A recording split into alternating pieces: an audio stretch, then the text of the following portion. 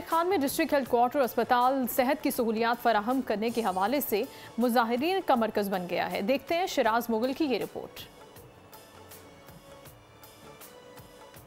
साबका दौरे हुकूमत में भर्ती किए गए 54 मुलाजमीन सराप एहतजाज। मुलाजमीन का कहना था कि हमारे साथ नाइंसाफी हुई है। हुकूमत में वक्त से मुतालबा है कि हम 54 गवर्नमेंट सिविल सर्वेंट क्लास 4 मुलाजमीन को इंसाफ फराहम किया जाए। मुजाहिरीन का कहना है कि 8 साल से डेरा इस्माइल खान DHQ अस्पताल में खिदमत अंजाम दे रहे थे। ताहम आला हुक्काम ने हमारी जाली तैनातियों के ऑर्डर जारी करवाए और उस पर झूठी इंक्वायरी करवाई और मजीद इल्जाम लगाकर बरतरफ कर दिया। हॉस्पिटल डायरेक्टर डॉक्टर फटुक जमील का कहना था कि बरतरफ मुलाजमीन अदालतों में भी जा चुके हैं मगर अपनी सफाई में कुछ साबित नहीं कर सके। हमारे एम्प्लॉइज़ थे जिनको कोर्ट से और फिर सेक्रेटरी हेल्थ की ऑर्डर्स पे निकाला गया, तो ज़ाहिर बात है उनके घरों के चूल्हे एक किस्म के बुझ गए, तो जिसका मैं इंतहाई मुझे दुख है।